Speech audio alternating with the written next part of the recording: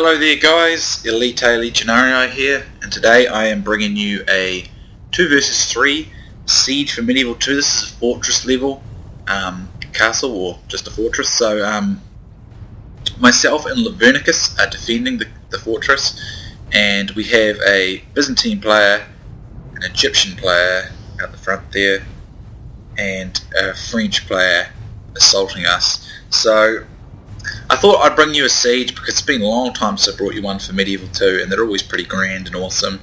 And I also wanted to put this video up because I notice a lot of people, when it comes to doing Medieval 2 sieges, especially when it comes to attacking, they really don't know what they're doing.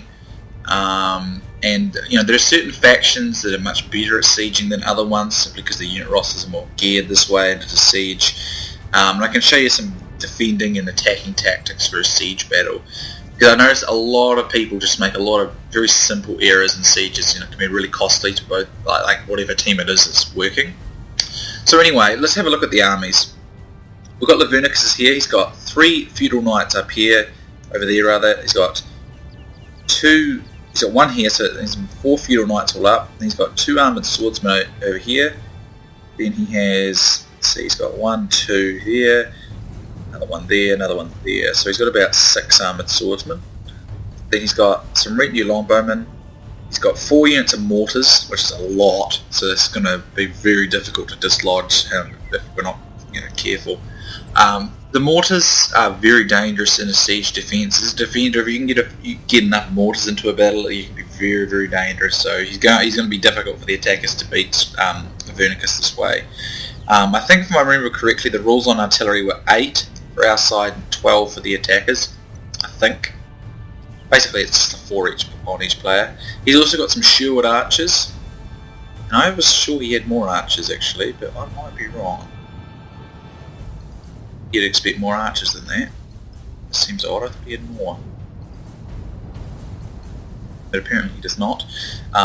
Here's some more down here. Here we go. Here they are. Retinue longbowmen. So there's about 5 retinue longbowmen, some Sherwood archers. Very, very good English army.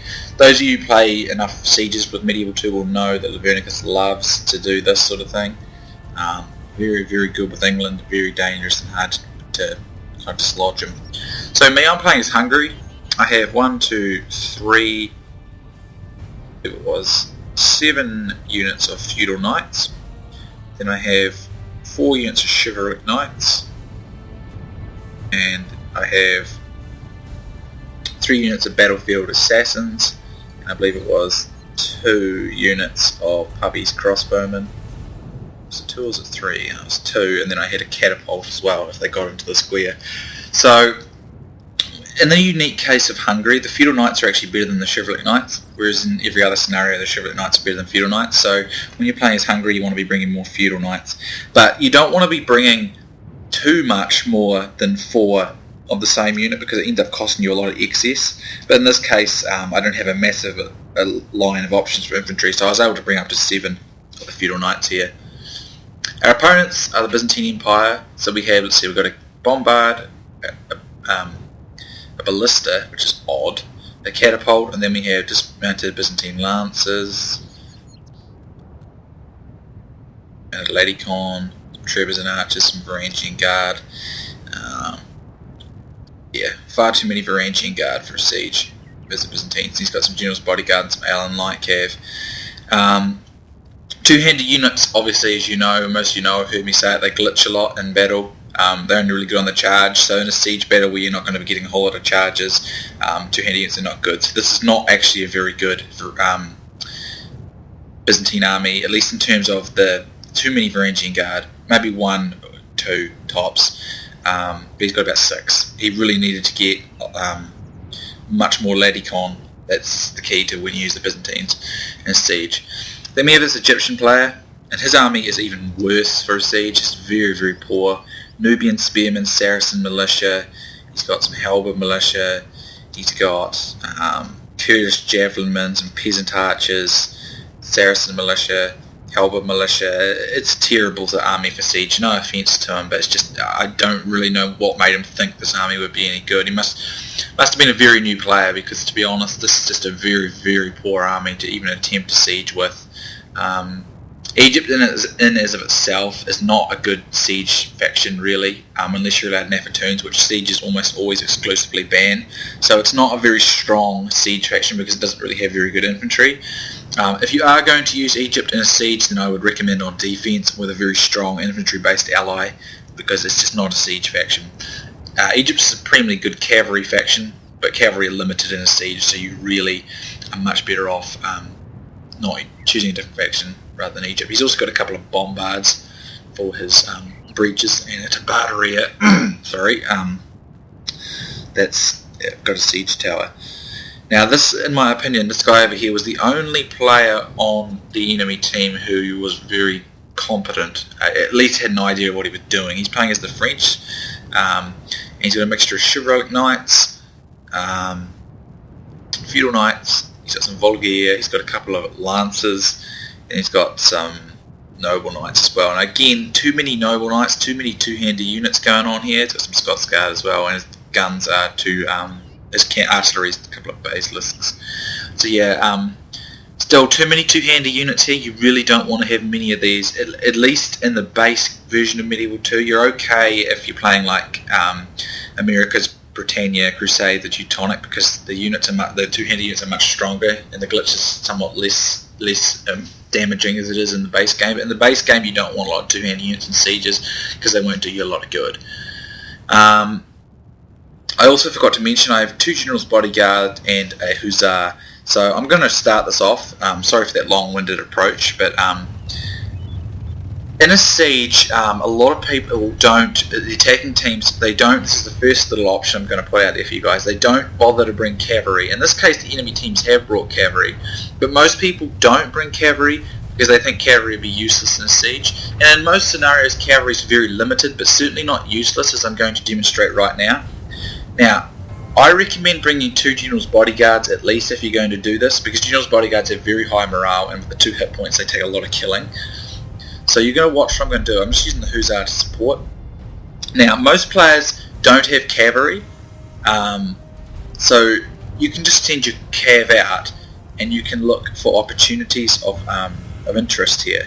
So, for instance, if this guy had been playing as a more European nation with lots of heavy infantry, had no cav, I could just run around destroying it. Because he's got cav, I have to attack him. And I recognised by the build this guy had that this Egyptian player was probably the very least experienced player on the enemy team. So I'm actually going to target him instead of the other 2, because the other 2 have got cavalry. But I'm just going to demonstrate what you can do with cavalry in a siege. So it looks like the French have knocked their gate in on their side, which is fine. But I'm just quickly just attacking his guys here, and as you can see, he's keeping no cohesion, so clearly a very new and experienced player. So what I'm going to do now is I'm going to charge his Tabardaria. It's about his best unit on the battlefield, and I'm literally just going to destroy a heap of these men just on the charge here, like so. I'm just going to keep rolling around the battlefield and picking off his units, because this Egyptian army is already extremely weak and very, very bad for taking on the armies that me and Lavernicus have. So if I thin it out enough, it'll be like having a ally who can do nothing to support the other 2. So as you can see, I just run my cav around the back like this, and this guy has the cav necessary to protect himself, but he obviously doesn't know how to micro it all because he's just leaving it sitting around, and I'm just having a field day with it. But what this clearly shows you is if a player doesn't bring at least 1 cavalry to help defend his infantry, then a player can come out with some very powerful heavy cavalry and just absolutely run down heavy infantry, run down skirmishers, and just absolutely tear the opponent up. Because I mean, these General's Bodyguard units, they can destroy the heaviest of infantry in just a couple of charges. So you can easily just bring out your cav and just rip up your opponent, and if they have not got their own cavalry to help defend themselves, or at least you need at least 1 cavalry as an attacker player just to be on the safe side from this sort of thing, because otherwise you'll lose a lot of men. And as you can see, this Egyptian player, very new, because he's actually got some good cav, he's got some royal Mamluks and a General's Bodyguard, which would be a match. That'd be a match for my General's Bodyguard. They'd be able to deal with it. They got the numbers, and he'd have the support of his missile units, but he's not using them. So very new, very inexperienced, and I'm easily able to just single out units that are getting spread out and just tear them up. And I mean, half his army gets wrecked by my cavalry. I'll get his cannons here, stop him getting his breaches with these hussars, and I'm just going to roll around the battlefield and just tear them open. And there really is nothing he can do. Well, there is things he can do about it, but it's clearly he just doesn't know what to do. So this is an inexperienced player. I mean, the enemy must get no further. When it comes to these kind of inexperienced players, they can be difficult. Sieges can be difficult for them. But yeah, they do have to start somewhere. But Egypt, for any of you guys who have not played Medieval 2 very much and you've not done many sieges, Egypt is a very poor choice, especially for attacking. Egypt is not a good siege faction because in a siege you need lots of strong infantry, and Egypt does not possess strong infantry. Egypt possesses good cavalry, but cavalry, unless you're doing what I'm doing, are basically useless in a siege, or borderline useless, because there's just not that much you can do with them in a siege. So if you are going to use Egypt in a siege, I highly recommend you use it when you're defending, and preferably in a team battle where you've got an ally, because if you have an ally who's got some nice powerful infantry, you do the infantry department, you can support with some missiles and a few little tidbits of your own, but then you can use your cavalry to come out of the city and do what I'm doing right now with your Egyptian units, because otherwise it is a very weak siege faction, not a good faction at all for using in a siege. And this army this guy brought was really bad. I mean, he's just full of militia units and spearmen. It's not going to work. But it's because Egypt doesn't have a very high option of of infantry types to use. It's the cavalry that matter for Egypt. So now I see that the French lancers are coming after me, so I'm going to run away and I'm going to go after the Byzantine player now. I think I've done a pretty good job on on the Egyptian. He's lost a lot of men. He's probably lost near enough to half his men to my 3 cav units, and I'm still going strong. So I decided to go after the Byzantine player because he has got some Alan light cav, and they will be fast enough to intercept my cavalry and do enough damage while his general bodyguard supports. But it's just a matter of whether he can note this and be fast enough to spot that he needs to do it. So we're going to charge in here, or I'm going to charge in here. These hussars are very fast cavalry, and here's a unit of Trebers and archers, so I'm just going to charge into them now. And it's key that you keep your units tight together and you keep a nearby cavalry with them, because otherwise I can just send my cav around and just pick off targets of opportunity at will. So I'm going to bring my hussar here. Here's a unit of dismounted Byzantine lancers, and I'm actually going to hit in the back here. Now you have to bear in mind my guys are weakened from all their charges they've done, but I'm going to get a really good rear charge there, and this unit's going to get dropped right down by about 10 men, and that's a depleted unit. If I had done that with my general's bodyguard, I could have basically destroyed that unit in one charge. So over here I see these raw Mamluks are finally chasing me, and I'm only going to just try and do little charges on them and disengage, because I want to use my cavalry on the enemy infantry. That's what they're for. I'm not here for cav fights. I'm here to cause disruption and destruction to enemy infantry, so that just makes it impossible for them to attack myself and Lavernicus when it comes down to it. So here again, he doesn't turn his guys around, so I'm going to get a good rear charge here. And this one's probably a lot more fuller charges. You can see he just lost 20 men in that charge, and I can just disengage and I can do it again. And I don't think I lost a single unit of cavalry. I lost 1 cavalry unit for 20 of his infantry. So see how they're all sprawled out all over the place? Don't do this, because if you do this, you're susceptible to these kind of cav charges. So keep yourself controlled and in order, nice order, because otherwise matters can be quite difficult. And don't let units get singled out. They can be picked apart by cav. And again, this guy's got cavalry. You've got cavalry. Use your cavalry to support your own infantry or to protect them. And if you are worried that badly about enemy cavalry getting at you, you can bring units like peasants and some spears or something just to act as meat shields to protect your heavy infantry until you get them inside the castle. So once you get inside the castle, it's very hard for cavalry to be very effective. But you do need to be very careful outside the castle, because it can be highly dangerous for your men, for enemy cavalry charges. So I keep roaming around the battlefield looking for new targets. Here's a unit of Varangian Guard. I've already charged it once. I must have missed it. It's already been cut in half. I get another good charge into it. And I mean, he's just losing a lot of very good units. Look, this Varangian Guard is just getting absolutely destroyed just by some quick charges by my cavalry from multiple angles, and he's just losing men quite a lot. Like, he's lost some archers, he's lost Varangian Guard, he's lost some infantry. And this is before he's even got into the city, and you have to bear in mind that both myself and Lavernicus have much higher upgrades on our infantry because there's only 2 of us, so we have more money to spend. So you really need to be very careful that you don't let enemy cavalry destroy your infantry or get massive charges on your infantry, because it's very, very detrimental to your infantry. So you need to keep nice tight order, close order, and protect and support your units. And that's why it's important that you should at the very least bring one cavalry unit if you're the attacker, just to make sure you can use it to intercept enemy cavalry. Because if you don't, you will find very quickly how easily just 1 or 2 units of cavalry can totally rip up half your infantry if they do it right. I've been able to rip up at least half that Egyptian player and a good couple, 2 or 3 units of this Byzantine player before my cavalry's finally run out of steam and dies. So it's very important that you make sure you look after, you know, your infantry like that. So if sieges say there's no cavalry, then you don't have to worry about it. But if that say is like 1 or 2 cavalry, at the very least bring at least 1 cavalry unit to help shield yourself, if not 2.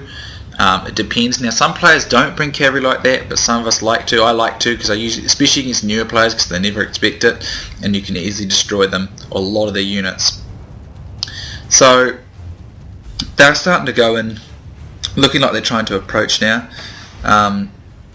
But again, if you look at these guys, a lot of their units are also just sprawled out in all sorts of different areas and stuff. I mean, very clearly this Byzantine player and this Egyptian player were very new players, because they didn't even make any effort to use their cavalry really to stop me, except for that Egyptian player towards the end. And it was a bit one-sided battle, this one, but I haven't done any sieges for a long time, and I don't really have any other sieges in my replay folder, so it was really my only option here. But I kind of wanted to use this video as some explanations of what you can do wrong, what you can do right, and things to look out for in sieges. So another thing that you should be doing here, you may be noticing that they're breaking one breach in the wall and then they're attacking. And that's not a good idea, guys. What you in the scenario that me and Lavernicus are in the back here, it's okay, but I highly recommend you make multiple entrances into a city, because if you don't, you run the risk of getting clumped up when you try making your assault if the enemy guards that area, and that's not good. You need to have multiple entry points to get your guys into the walls quickly. It's very important that you do that. It's also very important when you're attacking as the attacking team that your team goes in together. I did a siege battle the other day, which unfortunately lagged out and didn't finish, but I told my opponents to wait until we had breached several wall sections before they went in. And they were newer players again, and they wouldn't listen to me because they got impatient, and they went in on their own before I had to go in to help them, and the game eventually lagged out and didn't finish, but they got destroyed. They got destroyed very quickly before I could even come and help them. So it's very important in a siege that you time your attacks together. If you are 3 versus 2 in the scenario of this, the one advantage you have is the fact that you have numbers. There's 3 of you and only 2 of them. Because if you go in on your own, they have more money to spend, they have more upgrades, they're going to be stronger, and you won't be able to breach them. But if you go in all together, you have the numerical advantage, and you need to use it. If you have that numerical advantage, you can overcome their upgrades, but if you don't use it, and you try and fight individually on your own, you're going to lose. You have to coordinate with your teammates. And another thing in a siege, in Medieval 2, fact, you have to be patient. A Medieval 2 siege takes a long time. There's always a little bit of lag that interferes, because Medieval 2 isn't the best optimized game in the universe, or at least in the Total War series. And sieges take a long time. So if you're going to do a proper 3v2 siege like this, you need to have an hour plus free. This will probably take an hour and a half to do this. It's long, but it is the way it is. You have to do that, guys, if you want to do it properly, otherwise you won't win. You have to take your time with the siege, you have to be willing to be patient, and if you're not willing to be patient, guys, then don't do it. If you're not in the mood to be patient, then don't do a siege. At least don't do a big siege like this one. Do a little village siege or a town siege, and that may only take 20 minutes to half an hour. Because sieges in Medieval 2 do take a long time, so it's very important that you make sure you're in a mood to stick it out. I mean, I know if I go on Medieval 2 and I think, and someone says, Elita, do you want to do a siege? And I go, no, I don't really feel like it, I don't do it. You know, I don't really feel like, or I think, you know, I don't mind the idea of doing a siege, but I don't have the patience to wait an hour and a half, or I don't feel like being in one battle for an hour and a half, so I don't do it. Because if I go into a siege battle and I'm not really in the mood to take that long, then I'll probably just play really stupidly.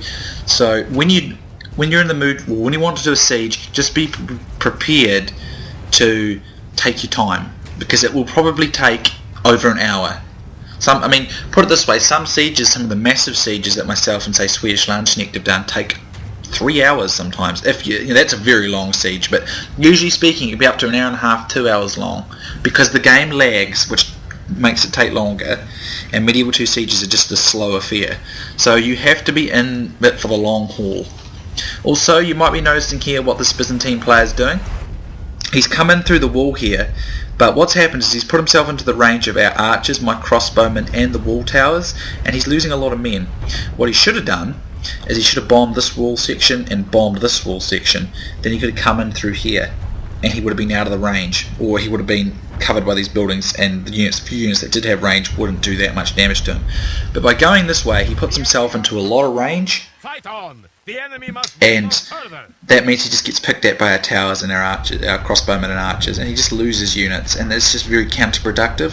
So you need to watch where you're going. You also may notice here that the French player, he's brought his cannons up really close like this. This is unnecessary and risky. Now the Egyptian player has finally come up to cover him, but had the Egyptian player waited quite a long time before he did that. Now had me and Lavernicus had some cav, we could have just slipped out here and destroyed these basilisks, and if we'd done that, they would have had no way into these walls except their ladders and stuff, and that would have made it 10 times harder for them. We didn't have any cavalry left at that stage, but it's a very risky move to send your cannons up like that. In fact, he could leave his cannons out here where his towers are and still hit these walls, or perhaps about where I'm pointing my marker now, and he'd be alright there. So you do not need to bring your cannons in this close, but if you are going to bring them in this close, be sure you've got units nearby that are going to protect them, because if you don't, a quick cav strike would come out and quickly destroy them. So there's another little key fact there. Also, they're at risk now. Fight on! The enemy must get no further.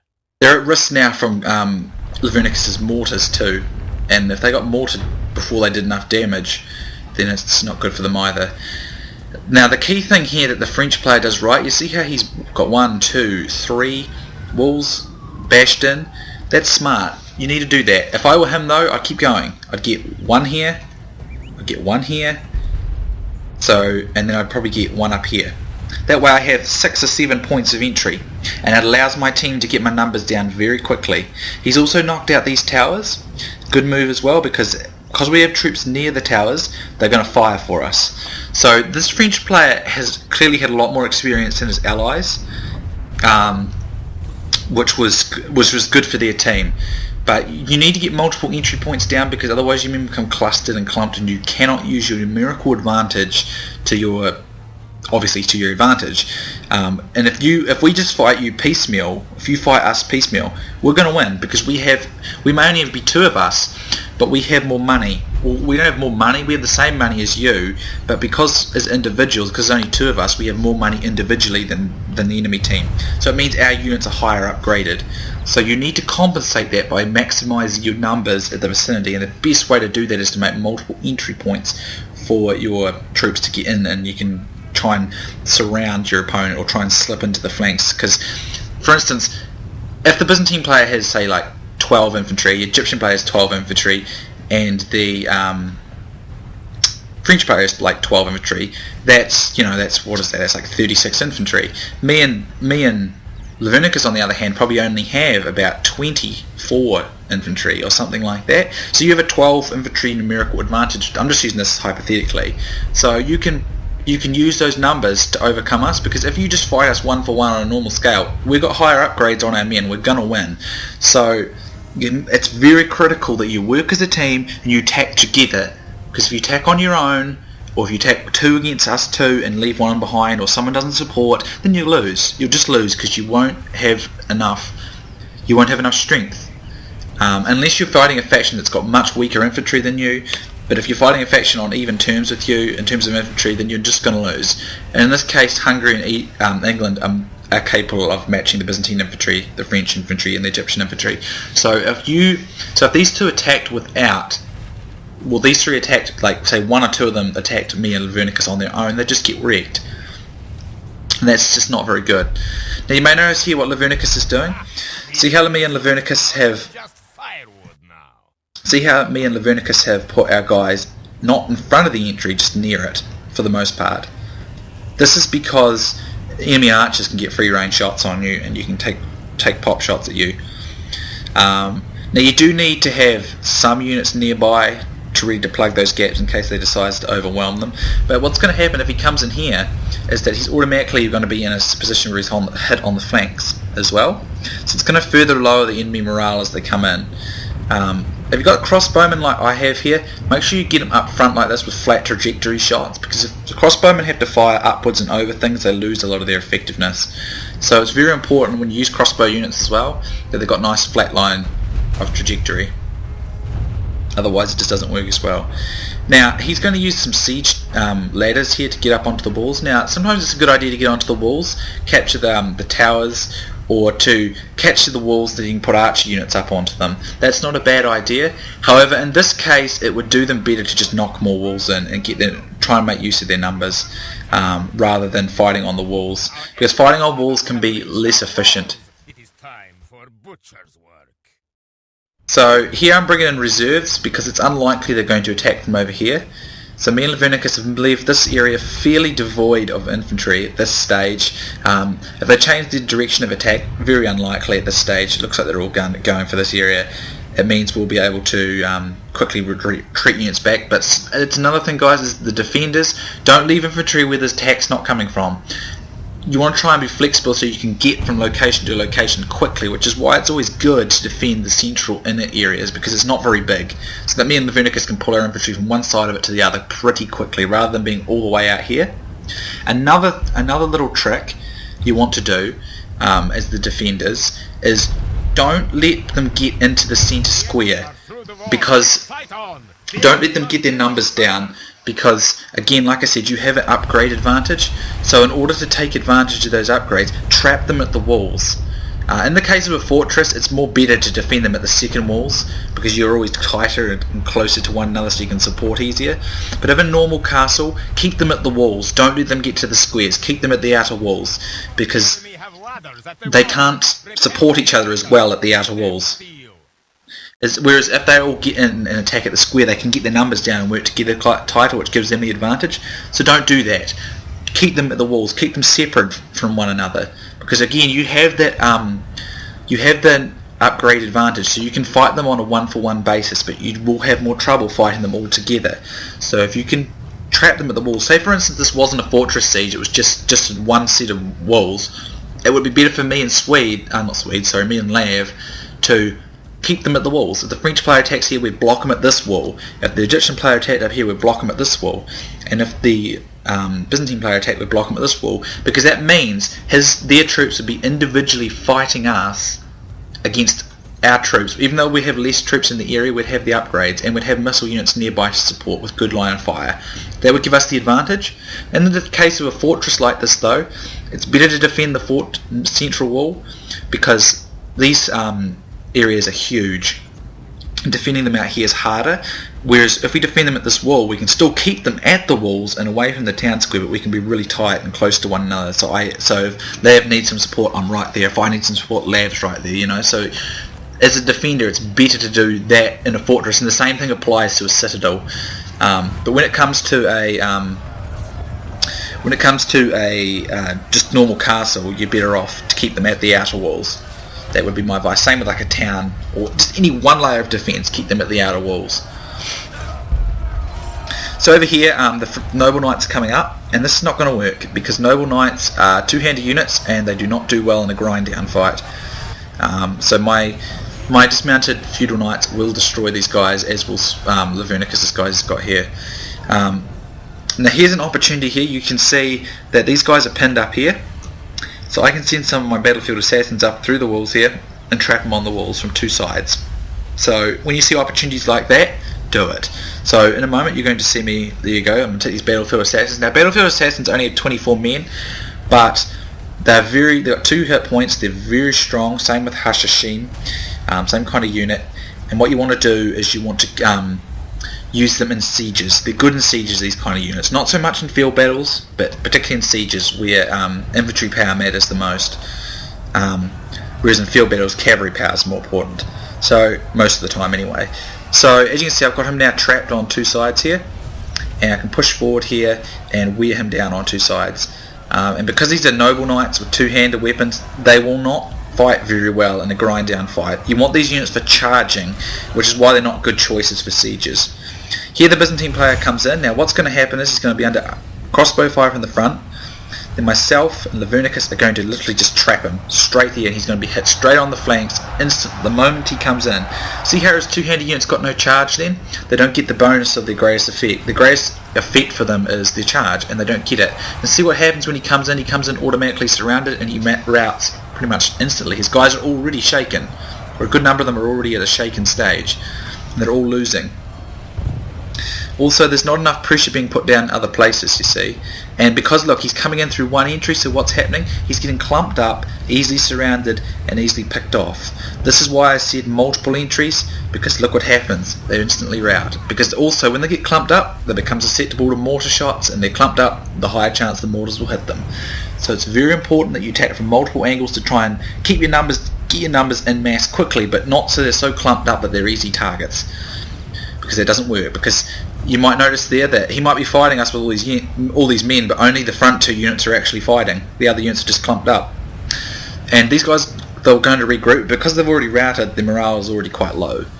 Over here, the cavalry tries coming in, but cavalry are not good at fighting inside city walls very well. So these guys don't get a good charge impact, and therefore don't do very well, and will get destroyed by infantry in a stationary fight. They will hold out for a while because they're pretty well armoured and pretty tough, but they're not going to do great in this kind of scenario.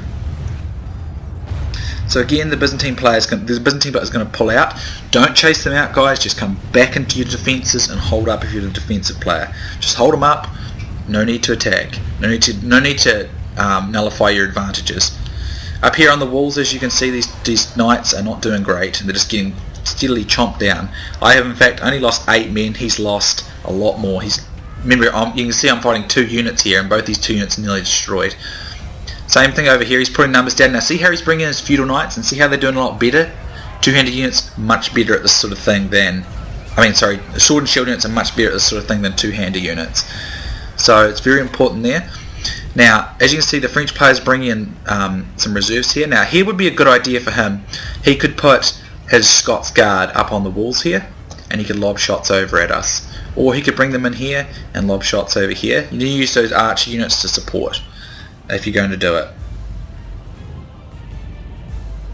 Now, what I've done here is the defenders here. I've got my catapult here. So, if enough troops come through here, I can put lob shots down, and if one of them hits, it does enormous morale damage.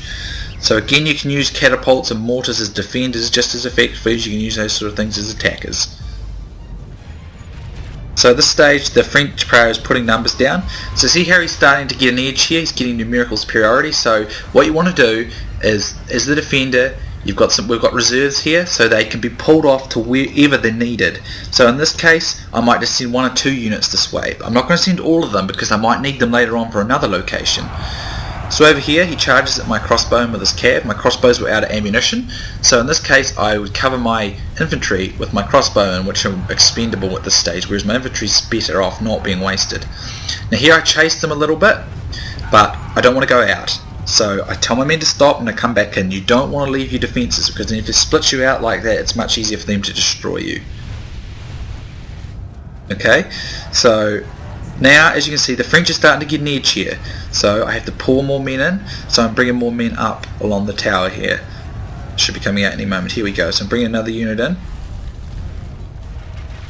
But their first attack is faulted, so they're not entirely sure what to do now. And that's what I mean, you have to make sure your first attack's a good attack, because if you don't, you might lose it and you'll lose a lot of morale doing it. You lose momentum, and when you lose momentum, it becomes into the defender's favour. So that's why it's important that you get multiple entry points, because it's better for your attack. So here his guys are He's changing his... See, he's being clever here, you see. He realises that this section of the wall is no longer heavily defended, so what's he going to do? He's going to go down, and he's going to change over. So that's a good move. See, this is where the French player was good.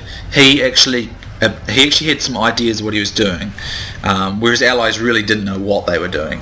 And that's the thing. Sometimes you have to make sure that you're in a team where your team's in communication with each other and they know what they're doing, because if they don't, then the defenders will most likely always win. So it's likely at this stage that there's a bit of danger over here, so it might be ideal at this stage to reinforce with some other units. So that's what I'm going to do. So this is a defender. You always want units nearby in support so that you can send them in. So I'm sending some more units in, and this is why it's good to defend in a fortress the closer inner circle, because it allows you to defend areas very quickly, which is very important.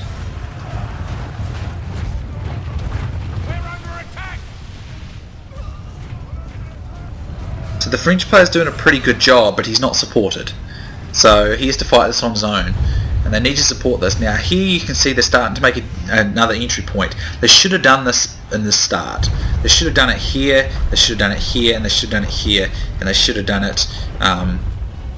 they've finally done it over here, you see. So now they've got 1, 2, 3, 4, 5. Now you see that allows them to get their troops into the attack from multiple angles, and it means we have to divide our forces out into more locations, which makes it easier for them to take advantage of their numbers. Because if they don't, like I said, if they only attack at one point, they can only get 1, 2 units to actually fight, and the rest are clumped up, and that just means these mortars are going to hit the back units and waste them and rout them all, which is exactly what happened before. So it's very important that you try and get multiple entry points, because it's just better that way. Badly blooded. They have lost half their men. So yeah, we see some of their units coming in here, but again, they can't get momentum with these cavalry units, so they'll get quickly destroyed in a melee fight. So that's why cav, you need to try and use cav outside the walls to good effect, because they're much harder to use inside the walls. The enemy are badly blooded. They have lost half their men. So here I see that there's potential risk here. Now you can see what's going to happen here. See how they can come in from this way, but they can come in from this way as well, which means they can get more men into this castle quicker, which means me and Lavernicus have to work more frantically to defend it, which is good.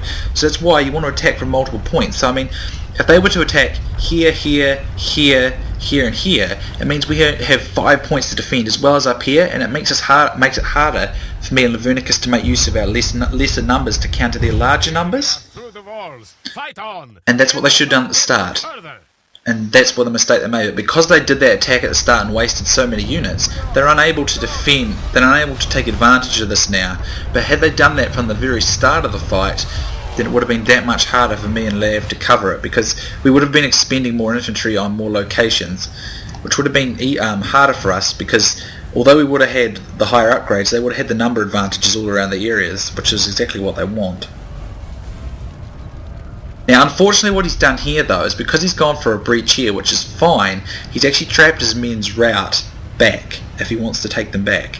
Not a good move. That's why you got to be careful if you're going to choose between bashing walls and or going up on the walls. I personally prefer to take the walls down. Better that way. So over here I've got some chivalric knights to reinforce over here, and I've got some more here. This allows me to trap them, attack them from the flank, you see. If I attack them from the flank, that allows me to lower their morale so I can fight better against them. And we're doing that everywhere, you see. Lav's got this area and this area, and we're trying to support each other mutually, so that way we're always getting them kind of surrounded, or semi-surrounded if you will.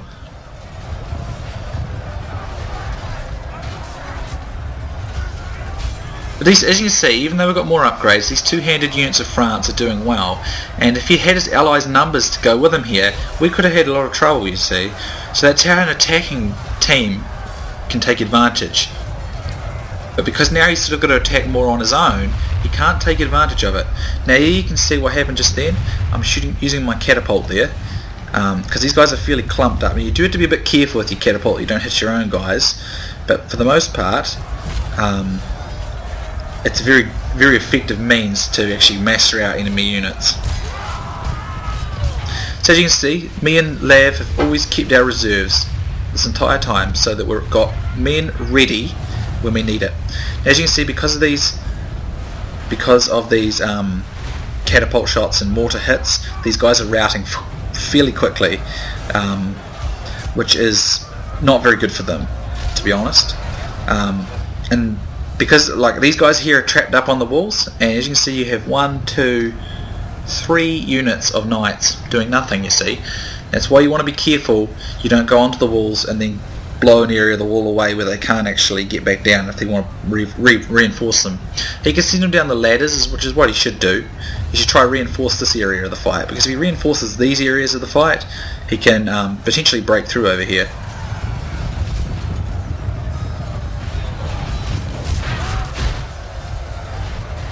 So he's kind of unable to make breaches because we've got every area well defended, and because they lost a lot of troops in their initial attack. Here he brings in his lancers. Lancers are not particularly good for melee fighting because they don't have a shield. If you look, no shield guys. Lots of armor, which does make them quite sturdy, but they don't have that shield, which means they're not very good at melee fighting. So not ideal use of lancers here, but he's pretty desperate at this stage because his allies are mostly destroyed. As you can see, the Egyptian player, he's got units here not using them. So, you know, he needs to coordinate this, he needs to help work with his allies and try and make use of those numbers. So, again, like anything, that teamwork is very critical. And if you don't use it, then there's a good chance that you'll lose it, if you will. So, it's important always to have teamwork in siege battles. It's so important to know what you're doing, and as I said earlier, important to be patient, because it's just the nature of medieval 2 sieges. So, I'm just trying to get you nice close-ups here. There's plenty of infantry scrapping going on here. Only half of our force remains. Again though, as you can see, Lavernicus has got his archers here in reserve, and he's going to start firing away at basically anyone he can. Now in a moment I told Lavernicus to put his archers here, because this is a perfect opportunity to line them up and just start shooting into the flanks and backs of these knights up here while they're doing nothing, and they'll just steadily cut them down. So you should always look for opportunities to do little things like that to get yourself the advantage. So I take my hat off to the French player. He's done pretty well for the most part, but he has been quite handicapped by his allies. The enemy force remains. So again, we get some routes going on here, but we're not going to chase them out. We're just going to continually maintain our defensive positions all the way through. That's always the key as the defender. Don't let yourself get split apart. Don't let your lack of numbers in comparison to your opponent be your weakness. Stay consolidated, stay strong together, and stay in communication, and keep them at the walls, because that will work better than just trying to let them get into the square. If you can help it, of course. Sometimes you have to use tactical retreats. Another key as the defender and as the attacker, always have tactical reserves if you can. If you've got tactical reserves, you can bring them in at critical moments into the fight, and that will enable you to change the fate of a particular fight. If you don't do that, it can be much harder. But as you can see, we've kept them at the walls. We've kept them at the walls the entirety of this fight. They've not been able to get anywhere close to this section, and that's important. You should always keep them at the walls. Here my guys actually started chasing them out. Not always a great move. That was because I had units still on attack orders, but that's okay because I'm still blocking them off here. But you don't want to go out too far, much further than that, because then they come away from their lines of support. So Lad's going to get his archers down here, and he's going to start taking pop shots at these guys, which are stuck. And that's why you have to be careful. So when you're going to use ladders, make sure you destine areas for your ladders, and don't use your cannons against those walls, or at least in areas where they can't get back down, because you can only get down by going through these guys. And Lavernicus has got some feudal knights here just to make sure we keep them trapped there, while his archers just chip away at their flanks there for us. It's all good. And you need to constantly stay in communication with your allies. So if you're roaming around the battle and you think, oh look, there's something going on there, but my allies got some troops here not doing anything, and just mark it on the battlefield, or message them, say, hey look, there's just over here, and then just put the little marker, and that'll let them know that there's something they can do to keep that area plugged. I mean, so mutually support each other, guys. Work together, keep it close, keep it tight. Same thing goes for attackers, same thing for defenders. It goes both ways.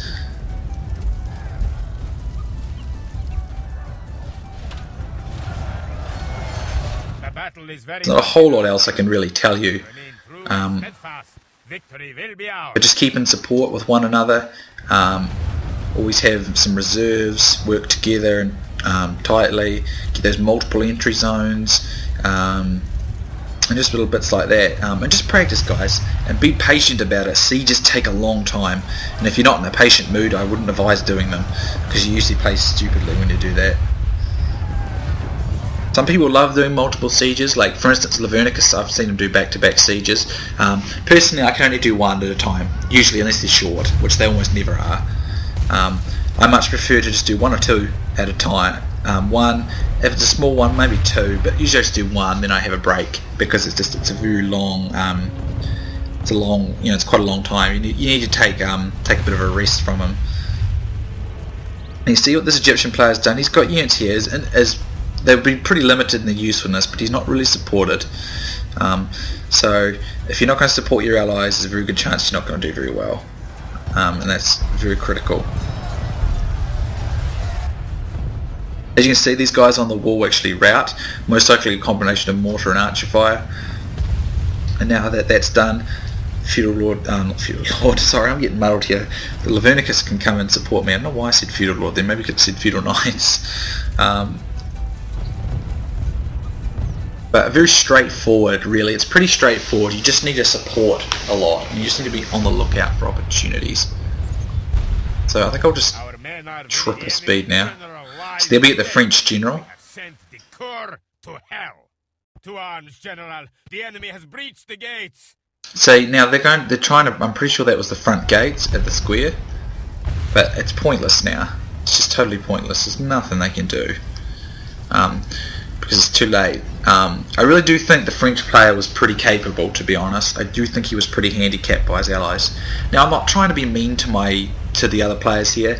I just wanted to point out, I wanted to be kind of structural about this. I wanted to point out the strengths and weaknesses of the enemy team, tactics they did wrong, tactics they did right, and that kind of thing, because I think it's important that players know what they're doing, you know. And some of you just don't know what to do because you're new, you haven't done it very often. That's cool, you know. It's like anything, you go into a game and you got to learn it, and sometimes it's quite hard to learn stuff, and it's always good if there are videos and tips out there on YouTube from YouTubers like myself and others who have done this sort of stuff before and have a pretty good idea of what to do. So I just thought, you know, this battle was a bit one-sided. Me and why do I keep getting my hype muddled? Me and Lavernicus have a lot more experience as teammates and as medieval 2 players and sieges than these guys obviously did. So it was a bit one-sided in that, but I thought it would make a good video to enable you guys to get a better idea or a better understanding of some tactics, both defending and attacking in a siege. And I hope it's helpful. Because it's because I mean there's a lot in sieges, you know, and there's a lot in these Total War games to learn and try and understand and remember and everything, and they all differ from one another, so there's a lot of stuff to try and kind of mix in there and try and work out. We have captured the enemy's general. That will teach the coward. The battle is very much in our favor. So the battle's pretty much done, so I'm just going to triple now to the very end. So yeah, I mean, there's a lot of stuff to try and learn, and you know, it's not going to happen overnight for some of you new players to try and get the understanding of this game, to try and work it all out. But you know, there's just a few tips and tactics you can use in sieges, both defenders and attackers. You know, it's all pretty straightforward stuff, and it becomes pretty much second nature the more you do sieges. So if we look at the statistics there, my guys have a lot of kills. This is only on normal scale, so 1,168 is basically like 2,000 on a large scale, so it's a lot of kills. Lavernicus has got nice 638 with 111 captures. He played more support than I was more direct in defending zones. Lav was just support, and sometimes that's what happens in sieges. One player does a lot of the footwork, the other does support, and that's fine because it works very, very well. If we look here, we have some 419 by the French player. He did well, but as you can see, his 2 allies, very little kills because they didn't work together. They didn't attack very well. They got themselves clumped up, attacking all on one point. They didn't have a cav unit, or they didn't use their cav to defend from my cav at the start. So it's very important, you know, I can't stress this enough. When you're sieging as the attacker, make sure you use your team's numerical advantage. If you use your numerical advantage, you have that much higher chance of success. Do not attack individually and on your own. And if you're in an impatient, I can't be bothered waiting for my allies kind of mood, don't play a siege, because it's just going to end up in a loss and potentially an argument with certain players, because it's just what happens. So, you know, be patient, take your time, make sure you've got plenty of entries for your infantry and get that numerical advantage down as the attacker. As the defender, try and keep them plugged up at the walls. Try and use like mortar units and missile units to try and attack clumped up units, and basically keep you know, in communication with each other to notice areas of weaknesses or needing support. That actually goes for both attackers and defenders. We'll just have a quick look at the statistics here. Let's see, these dismounted feudal knights. As you can see, they still took lots of casualties, but they got quite a few kills as well. The crossbowmen, this one got alright, 51. Dismounted chivalric knights, they got a lot more beaten up, except for this unit. The battlefield assassins, they did well. Those, as I said, on normal field battles, units like battlefield assassins are more limited because they're in such small numbers, but in sieges, it's different. They do quite well in sieges. Then you see those general's bodyguard units, 125. 82 and the hussars 202. So be very careful of enemy cavalry as the attacker. You know, it's always highly advisable that you have at least one cavalry in your army as the attacker, just in case the enemy does that, what I did, and come out and attack you all out. So hopefully this helps some of you new players. If any of you experienced players have noticed I've missed anything important in this, leave a comment, guys.